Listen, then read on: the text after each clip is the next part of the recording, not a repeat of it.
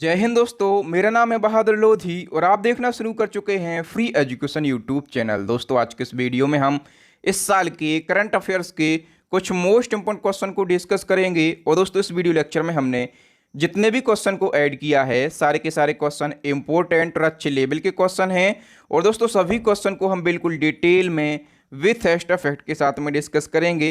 तो चलिए दोस्तों, बिना किसी देरी के शुरुआत कर लेते हैं नंबर फर्स्ट क्वेश्चन से। और पहला हमारा क्वेश्चन है, अखिल भारतीय फुटबॉल महासंघ के नए अध्यक्ष कौन बन गए हैं? तो दोस्तों, अखिल भारतीय फुटबॉल महासंघ और इसके जो नए अध्यक्ष हैं ये कल्याण चौबे बन गए हैं। ओके, यदि हम बात करें कि कल्याण चौबे ने किसका स्थान लिया है तो इन्होंने प्रफुल्ल पटेल का स्थान लिया है। अब दोस्तों, यदि हम बात करें इस ऑर्गेनाइजेशन के बारे में तो इसको शॉर्ट में AIFF कहा जाता है। इसका फुल फॉर्म होता है all India football federation, Hindi में अखिल भारतीय फुटबॉल महासंघ कहते हैं। स्थापना 1937 में हुई थी। हेडक्वार्टर न्यू दिल्ली में है और इसके न्यू चेयरमैन कौन बन गए हैं तो कल्याण चौबे बन गए हैं। आप कल्याण चौबे का फोटो भी देख पा रहे होंगे। नेक्स्ट हमारा क्वेश्चन है, किस वायरस के संक्रमण की वजह से देश के कई राज्यों के 57,000 से ज़्यादा मवेशियों की मौत हो गई है? तो किस वायरस के संक्रमण से हुई है? तो देखो दोस्तों, उस वायरस का नाम है Capri pox virus. D option सही हो जाएगा। यदि हम डिटेल की बात करें तो देखो दोस्तों, जो कैप्री पॉक्स वायरस है इसको लंपी वायरस के नाम से भी जाना जाता है। ठीक है, और इससे होने वाली जो बीमारी है इसको लंपी स्किन डिजीज कहते हैं। शॉर्ट में इसको LSD कहा जाता है, या फिर इस बीमारी को ठेलेदार त्वचा रोग वायरस भी कहा जाता है। ठीक है, ये जो लंपी वायरस है केवल मवेशियों को असर दिखाता है और देश के 12 से अधिक राज्यों में, खासकर राजस्थान में ये बीमारी पशुओं के लिए अधिक हो रही है। ठीक है, अच्छा, यदि पूछा जाए कि ये वायरस कहाँ से आया है तो अफ्रीका से ये वायरस आया है। और केंद्र सरकार ने इसके लिए क्या किया है तो 12 राज्यों की मांग के अनुसार गोट पॉक्स वैक्सीन उपलब्ध कराई है केंद्र सरकार ने। ठीक है, याद रखना वैक्सीन कौन सी है, गोट पॉक्स वैक्सीन। और दोस्तों, मैं आपको बता दूं कि यदि आपको इसी प्रकार से डिटेल में करंट अफेयर्स को पढ़कर अपनी स्टडी को बेहतरीन बनाना है तो पूरे यूट्यूब की सबसे बेस्ट ई बुक है हमारी, और ये हमने लॉन्च कर दी है। एक ई बुक जो है ये पिछले 1.5 वर्षों की है। ठीक है, दूसरी ई बुक जो है ये हाफ ईयरली है, और जो 1.5 वर्षों वाली ई बुक है मैं हमेशा सबके लिए सजेस्ट करता हूं कि आप इसी ई बुक को बाय करें जनवरी 2021 से। और अब तक का करंट अफेयर्स यदि आपको पढ़ना है, क्योंकि रिसेंटली जितने भी एग्जाम हो रहे हैं सभी में जनवरी 2021 से और प्रेजेंट तक का करंट अफेयर्स पूछा जा रहा है। ठीक है, तो मैं आपको यही रिकमेंड करूंगा कि आप हमारी ये 1.5 वर्ष वाली करंट अफेयर्स बाय करें। इसमें 55 से ज़्यादा टॉपिक रहेंगे। इन टॉपिक के अलावा 1450 से ज़्यादा डिटेल MCQ रहेंगे। यदि हम बात करें टोटल नंबर ऑफ क्वेश्चन कितने रहेंगे डिटेल में तो टोटल 5000 से ज़्यादा डिटेल क्वेश्चन आपको मिल जाएंगे करंट अफेयर्स के। ठीक है, तो आप किसी भी एग्जाम की तैयारी कर रहे हों मैं गारंटी से बोल सकता हूँ कि आप हमारी इस ई बुक से स्टडी करके अपने करंट अफेयर्स की तैयारी को बहुत ही बेहतरीन बना सकते हैं। नेक्स्ट वन की अब हम बात करें, और नेक्स्ट हमारा क्वेश्चन है, किस शहर में आयोजित वर्ल्ड डेयरी सम्मेलन का उद्घाटन PM मोदी जी ने किया है? तो वर्ल्ड डेयरी सम्मेलन, और इसका उद्घाटन किसने किया है? PM मोदी जी ने। और इसका आयोजन कहाँ पर किया गया था तो ग्रेटर नोएडा में इसका आयोजन किया गया। ओके, डी ऑप्शन सही हो जाएगा। यदि हम बात करें कि इस वर्ष इसका विषय क्या रहा है तो पोषण और आजीविका के लिए डेयरी इसका जो है मुख्य विषय रहा है। ठीक है, और इस समिट में भारत और दुनिया भर से डेयरी से जुड़े 50 देशों के करीब 1500 प्रतिभागियों ने हिस्सा लिया है। ठीक है, और भारत में 48 साल बाद 1974 के बाद वर्ल्ड डेयरी समिट का आयोजन किया गया। ठीक है, एक फैक्ट आपको पता होगा कि दूध का सबसे बड़ा उत्पादक देश कौन सा है तो अपना देश भारत जो है ये दूध का सबसे बड़ा उत्पादक देश है। ओके, नेक्स्ट वन की यदि हम बात करें तो नेक्स्ट हमारा क्वेश्चन है, एशिया कप 2022 विजेता टीम कौन सी रही है? दोस्तों, Asia cup 2022 most important question है, और एशिया कप पर मैं एक डेडिकेटेड वीडियो भी बना चुका हूं। ठीक है, तो यदि आप पूरा एशिया कप का निचोड़ देखना चाहते हैं तो उस वीडियो को विजिट कर सकते हैं। यदि हम बात करें कि एशिया कप विजेता टीम कौन सी रही है तो श्रीलंका रही है। बी ऑप्शन सही हो जाएगा। ठीक है, और श्रीलंका ने किसको हराया है? पाकिस्तान को हराया है। और पाकिस्तान को कितने रन से हराया है?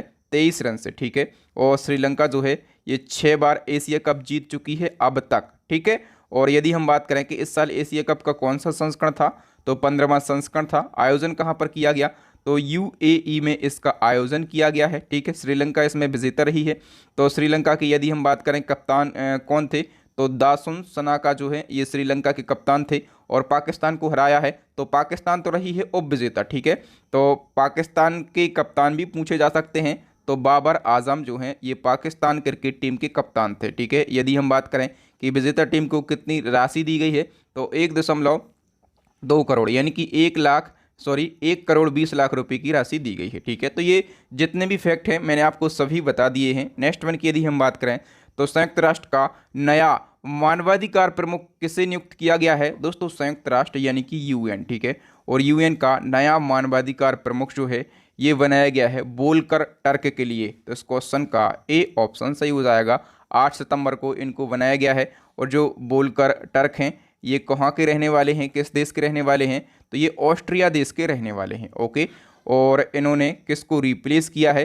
तो इन्होंने मिशेल वॉचलेट का स्थान लिया है, ये भी आपको याद रखना है। चलिए नेक्स्ट वन की बात करें तो यूएस ओपन 2022 टेनिस चैंपियनशिप में पुरुष एकल का खिताब किसने जीता है? दोस्तों यूएस ओपन 2022 ये टेनिस प्रतियोगिता है और इसमें पुरुष एकल का जो खिताब है ये कार्लोस अल्कारेज ने जीता है।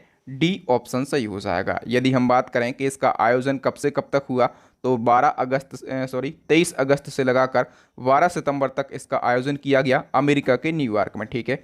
इस चैंपियनशिप में पुरुष एकल का खिताब किसने जीता है? तो स्पेन के कार्लोस अल्कारेज ने। और महिला एकल का खिताब किसने जीता है? तो पोलैंड की हैं इगा स्वियातेक, ठीक है। तो पुरुष एकल का खिताब और महिला एकल का खिताब दोनों आपको याद रखना है। नेक्स्ट क्वेश्चन है किस राज्य में स्थित किब्यूथू मिलिट्री कैंप का नाम बदलकर देश के प्रथम सीडीएस जनरल बिपिन रावत के नाम पर रखा गया है? तो किब्यूथू मिलिट्री कैंप ये किस राज्य में स्थित है? दोस्तों ये स्थित है अरुणाचल प्रदेश में, ठीक है। और इसका नाम बदला गया और इसका नाम क्या कर दिया गया है? तो जनरल विपिन रावत, क्या कर दिया गया? General Vipin Rawat military garrison इसका नाम कर दिया गया है, ठीक है। ये नामकरण किसने किया? तो अरुणाचल प्रदेश के रिटायर्ड गवर्नर ब्रिगेडियर इनका नाम है बीडी मिश्रा और अरुणाचल प्रदेश के सीएम पेमा खांडू ने ये नाम बदला है, ओके। इसी प्रकार से एक और क्वेश्चन आपके एग्जाम में बन सकता है कि उत्तर प्रदेश राज्य की सरकार ने मैनपुरी सैनिक स्कूल का नाम किसके नाम पर रखा है? तो मैनपुरी सैनिक स्कूल ये कहाँ पर है? उत्तर प्रदेश में। और इसका नाम भी सीडीएस जनरल बिपिन रावत के नाम पर रखा गया है। नेक्स्ट हमारा क्वेश्चन है किस पीठ के शंकराचार्य स्वरूपानंद सरस्वती का निधन 11 सितंबर को हो गया है? दोस्तों स्वरूपानंद सरस्वती ये किस पीठ के शंकराचार्य थे? तो द्वारका पीठ और ज्योतिष पीठ के ये शंकराचार्य थे। तो इस क्वेश्चन का डी ऑप्शन सही हो जाएगा। ए और बी दोनों सही हैं। चलिए स्वरूपानंद सरस्वती जी के बारे में सारे इंपॉर्टेंट फैक्टों को हम डिस्कस कर लेते हैं। तो इनका जन्म कहाँ पर हुआ था? मध्य प्रदेश के सिवनी जिले में इनका जन्म हुआ था, ठीक है। और स्वरूपानंद सरस्वती 1982 में गुजरात में द्वारका शारदा पीठ और उत्तराखंड में ज्योतिर्मठ के शंकराचार्य बने, ठीक है। इनके बचपन का नाम क्या था? पोथीराम इनके बचपन का नाम था। और इनका निधन हो गया है मध्य प्रदेश के नरसिंहपुर में और 99 वर्ष की आयु में, ठीक है। और इनका निधन कब हुआ है? तो मैं आपको बता ही चुका हूँ कि 11 सितंबर को इनका निधन हो गया, ठीक है। और 1981 में इनको शंकराचार्य की उपाधि दी गई थी, ठीक है। ये भी आपको याद रखना है। नेक्स्ट क्वेश्चन है भारतीय नौसेना के पूर्व चीफ एडमिरल सुनील लांबा को किस देश ने मेधावी सेवा पदक से सम्मानित किया है? किस देश ने किया है? सिंगापुर ने। हम डिटेल की बात करें तो सिंगापुर गणराज्य ने भारतीय नौसेना के पूर्व चीफ ऑफ नेवल स्टाफ, नाम क्या है इनका? तो सुनील लांबा इनका नाम है। और इनको प्रतिष्ठित पिंगट जमा जेमिलंग अवार्ड भी कहते हैं इसको, या फिर इसको टेंटेरा अवार्ड भी कहते हैं, या फिर मेधावी सेवा पदक भी कहते हैं, ठीक है। और सिंगापुर ने इस अवार्ड से सुनील लांबा जी को सम्मानित किया है। सुनील लांबा को ये अवार्ड भारत और सिंगापुर के बीच में द्विपक्षीय रक्षा संबंधों को मजबूत करने में शानदार योगदान के लिए दिया गया है। नेक्स्ट क्वेश्चन है छत्तीसगढ़ राज्य में 5 नए जिले बनाने की घोषणा करी गई है। तो इन 5 जिलों के साथ में छत्तीसगढ़ में कुल जिलों की संख्या कितनी हो गई है? 33 हो गई है। डी ऑप्शन सही हो जाएगा। नेक्स्ट क्वेश्चन है हाल ही में गुलाम अली को राष्ट्रपति ने राज्यसभा के लिए मनोनीत किया है। गुलाम अली किस केंद्र शासित प्रदेश से हैं? तो ये जम्मू कश्मीर केंद्र शासित प्रदेश से हैं। इससे पहले दोस्तों जुलाई 2022 में राष्ट्रपति जी ने 4 लोगों को राज्यसभा सदस्य मनोनीत किया था। 4 लोग का नाम आपको याद रखना है। एक तो है एथलीट पीटी उषा, दूसरे हैं संगीतकार इलैया राज, ठीक है। तीसरे स्क्रिप्ट राइटर हैं वी विजेंद्र प्रसाद, चौथे समाज सेवी हैं धीरेन्द्र हेंगड़े, ठीक है। तो इन 4 लोगों को किया था। और अभी किसको किया है, गुलाम अली को, और गुलाम अली जो हैं ये जम्मू कश्मीर के हैं। नेक्स्ट हमारा क्वेश्चन है, किस अदालत के पूर्व मुख्य न्यायाधीश न्यायमूर्ति नारायण कमल सिंह का हाल ही में निधन हो गया है? तो नारायण कमल सिंह का हाल ही में निधन हो गया है, ठीक है। ये सुप्रीम कोर्ट के चीफ जस्टिस रहे हैं, कहाँ के, ये सुप्रीम कोर्ट के चीफ जस्टिस रहे हैं सितंबर 2022 में, और 96 वर्ष की आयु में इनका निधन हो गया है। नेक्स्ट क्वेश्चन है, अंतर्राष्ट्रीय साक्षरता दिवस यानी कि इंटरनेशनल लिटरेसी डे कब मनाया जाता है? दोस्तों ये मनाया जाता है 8 सितंबर को। सी ऑप्शन सही हो जाएगा। और यदि हम बात करें कि इंटरनेशनल लिटरेसी डे 2022 की थीम क्या रही है, तो इसकी थीम रही है ट्रांसफार्मिंग लिटरेसी लर्निंग स्पेस, ठीक है। और ये दिवस जो है ये यूनेस्को के द्वारा 1965 में घोषित किया गया था। नेक्स्ट वन की हम बात करें तो भारतीय मूल की किस महिला को यूके की कैबिनेट में गृह सचिव का पद दिया गया है? दोस्तों यूके में जो गृह सचिव का पद होता है ये अपने देश के होम मिनिस्टर के पद के बराबर होता है, ठीक है। और किस भारतीय मूल की महिला को ये पद दिया गया है? दोस्तों ये दिया गया है सोइला वेवर मैन के लिए, ठीक है। ये 42 साल की हैं, ठीक है। और यदि हम बात करें ये पेशे से अभी तक बैरिस्टर थी। इनकी माँ हिंदू तमिल और पिता जो हैं ये गोवा के मूल निवासी हैं, याद रखना। नेक्स्ट हमारा क्वेश्चन है, हाल ही में प्रोफेसर बीबी लाल का निधन हो गया है, वह इनमें से क्या थे? प्रोफेसर बीबी लाल, ठीक है। तो दोस्तों प्रोफेसर बीबी लाल जो हैं ये पुरातत्वविद थे। सी ऑप्शन सही हो जाएगा। यदि हम बात करें कि इनका पूरा नाम क्या था तो ब्रजभाषी लाल था। इनका निधन हुआ है 10 सितंबर 2022 को, और 101 साल की आयु में इनका निधन हो गया है। यदि हम बात करें कि इनको पद्म विभूषण पुरस्कार भी दिया गया था, तो इनको पद्म विभूषण पुरस्कार कब दिया गया था? 2021 में इनको पद्म विभूषण पुरस्कार दिया गया था, ओके। और 1968 से 1972 तक ये भारतीय पुरातत्व सर्वेक्षण विभाग के डायरेक्टर रहे हैं, ठीक है। इनकी चर्चा सबसे अधिक राम मंदिर के सबूतों को उजागर किए जाने को लेकर होती है। इन्होंने बाबरी मस्जिद की नींव, राम मंदिर खड़ा किए जाने की बात कही थी। नेक्स्ट वन की यदि हम बात करें तो नेक्स्ट हमारा क्वेश्चन है, विश्व आत्महत्या रोकथाम दिवस कब मनाया जाता है? तो दोस्तों ये दिवस जो है ये 10 सितंबर को मनाया जाता है, ठीक है। 2022 में इस दिवस की थीम क्या रही है?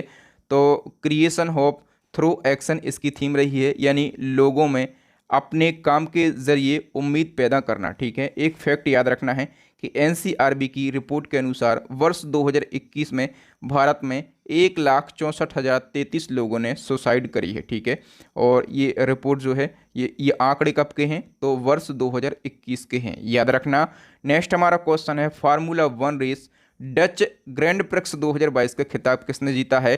दोस्तों डच ग्रैंड प्रिक्स 2022, और इसका खिताब किसने जीता है? तो मैक्स वेरस्टेपन ने इसका खिताब जीता है, ठीक है। और मैक्स वेरस्टेपन जो हैं ये किस देश के हैं? तो दोस्तों ये हैं नीदरलैंड के। कहाँ के हैं? तो ये नीदरलैंड के हैं। नेक्स्ट वन की हम बात करें तो भारत की सबसे बड़ी गैस ट्रांसमिशन और मार्केटिंग कंपनी गेल के नए अध्यक्ष और प्रबंध निदेशक यानी कि गेल के न्यू सीएमडी कौन बने हैं? तो दोस्तों ये बन गए हैं संदीप कुमार गुप्ता। तो इस क्वेश्चन का वी ऑप्शन सही हो जाएगा। नेक्स्ट हमारा क्वेश्चन है, महिला निधि ऋण योजना किस राज्य ने शुरू करी है? दोस्तों महिला निधि ऋण योजना, और ये योजना जो है ये राजस्थान ने शुरू करी है, ठीक है। महिला सशक्तिकरण और आत्मनिर्भरता को बढ़ावा देने के लिए राजस्थान राज्य ने महिला निधि ऋण योजना को शुरू किया है, ठीक है। इस योजना के तहत में महिलाओं को व्यवसाय की आवश्यकता होने पर उनको ऋण उपलब्ध कराया जाएगा राजस्थान सरकार के द्वारा।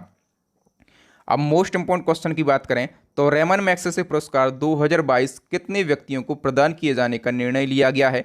तो रेमन मैग्सेसे पुरस्कार 2022, और ये कितने लोगों को दिया जाएगा? तो ये दिया जाएगा 4 लोगों को, ठीक है। फोटो में देख के आप इसका आंसर क्लिक कर सकते थे। 4 लोगों को दिया जाएगा। सारे फैक्टों को डिस्कस कर लेते हैं।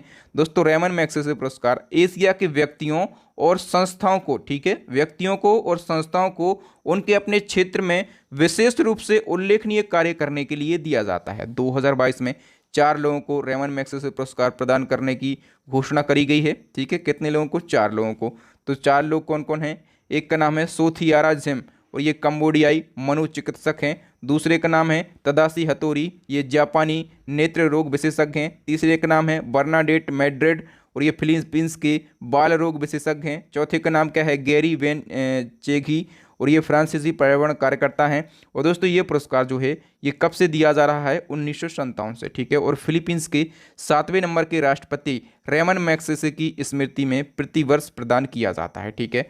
और दोस्तों एक और फैक्ट याद रखना है कि विनोबा भावे ये पुरस्कार प्राप्त करने वाले पहले भारतीय व्यक्ति हैं, ठीक है। इनको 1958 में ये पुरस्कार प्रदान किया गया था। पुरस्कार की शुरुआत तो 1957 में करी गई थी और उसके एक साल बाद विनोबा भावे को ये अवार्ड दिया गया था, ठीक है। तो ये रिकॉर्ड है विनोबा भावे के नाम पे, ये आपको ज़रूर याद रखना है। और दोस्तों मैं आपको बता दूं कि यदि आप इसी प्रकार से डिटेल में पढ़ना चाहते हैं, ठीक है, तो इस प्रकार से डिटेल में और आसान भाषा में केवल और केवल आपको फ्री एजुकेशन यूट्यूब चैनल पर ही कंटेंट मिलेगा। अब नेक्स्ट वन की बात करें तो केंद्र सरकार ने राजपथ और सेंट्रल विस्टा लॉन दिल्ली का नाम बदलकर क्या रखने की घोषणा करी है।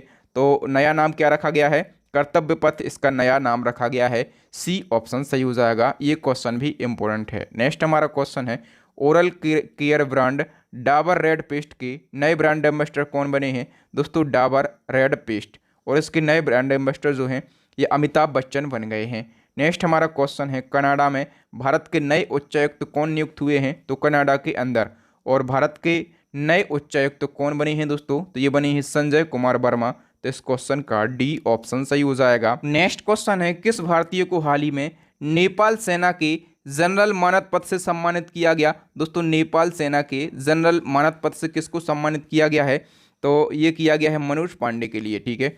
और मनोज पांडे तो सभी लोगों को पता होगा ये कौन है, तो ये वर्तमान में थल सेना के प्रमुख हैं, ठीक है। याद रखना इनको नेपाल सेना का जनरल मानद पद पुरस्कार से सम्मानित किया गया है। दोस्तों यहाँ पर हमने 25 क्वेश्चन को डिस्कस किया और सभी क्वेश्चन को बिल्कुल डिटेल में विथ एक्स्ट्रा फैक्ट के साथ में डिस्कस किया। अब नेक्स्ट एंड लास्ट क्वेश्चन आपके लिए चैलेंजिंग क्वेश्चन है। आपको बताना है कि एशिया कप 2022 किस देश में आयोजित किया गया। इसका आंसर मैंने इसी वीडियो में बताया था। तो यदि आपने हमारा वीडियो बहुत ही ध्यान से देखा है तो आप एशिया कप के बारे में कम से कम 5 फैक्ट लिखें, ठीक है। तो थैंक यू दोस्तों, वीडियो देखने के लिए बहुत बहुत धन्यवाद। इसी प्रकार से डिटेल में यदि आपको करंट अफेयर्स की तैयारी करना है तो आप हमारी करंट अफेयर्स की ई बुक को जरूर बाय करके डाउनलोड कर लें, ठीक है। ई बुक का लिंक कहाँ पर मिल जाएगा, तो डिस्क्रिप्शन में ई बुक का लिंक मिल जाएगा, ठीक है। दोस्तों यदि वीडियो अच्छा लगा हो तो वीडियो को लाइक करें, अपने दोस्तों के साथ में, भाई बहनों के साथ में इस वीडियो को ज़रूर शेयर करें। जो न्यू स्टूडेंट हैं वो हमारे चैनल को सब्सक्राइब कर लें, साथ में बेल आइकन दबा लें ताकि टाइम टू टाइम और सबसे पहले आपको नोटिफिकेशन मिल सके। इसी प्रकार के इंपॉर्टेंट वीडियो देखने के लिए हमारी प्लेलिस्ट को विजिट करें। प्लेलिस्ट की लिंक यहाँ पर आई बटन में मिलेगी या फिर नीचे डिस्क्रिप्शन में मिलेगी या फिर अभी आपको स्क्रीन के ऊपर 3 वेरी यूज़फुल वीडियो दिख रहे होंगे, इन वीडियोस को ज़रूर देख लें।